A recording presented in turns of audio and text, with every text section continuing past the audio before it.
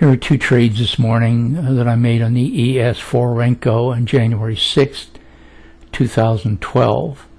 I entered the first trade on this bar right here, and you can see the market gapped up today because this is today's open and this is yesterday's close. It then, what you call, faded the gap, and more so, it closed this gap pretty quickly, and I got out of the trade down here when the final leg of the down triangle completed right here, and this was a 5-point trade. Now you can see the swing cycle here started up, got up to the variable band, and then went back down. So this was a failed up cycle, you could call that. Here's another failed up cycle here, got up here, and then this cycle continued on up in here. And now when I got in this trade, the DMI differential dots were still green, and the indicator line had not crossed below the 0 point.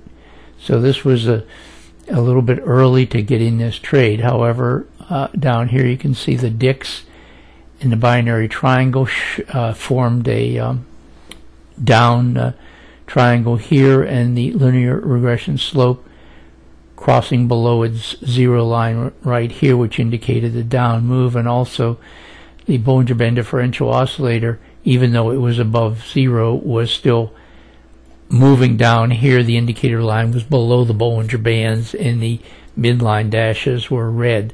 So all of the indicators don't always line up at exactly the same time, but you have to take the preponderance of evidence of a trade, and everything lined up except for the DMI differential here, and it was certainly on its way down.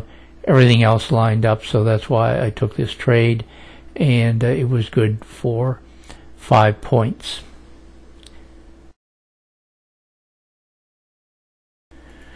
Now here's the second trade of the morning. I went long on this bar right here when the swing cycle turned green right up in through this area right here. Now I was a little bit hesitant to take this trade because I felt it would run into resistance at yesterday's close, and it did run into some resistance there. It hit it here, went back down a bar, came up here, then went above it, and then back down, and then finally went up for these final bars. Now this was just a 3-point trade, which made a total of 8 points in the two trades. I got out of the trade right up in here. Now it was getting close to overbought up in here, and the other reason I got out of it here is that basically there was 30 minutes between this bar here and this bar here.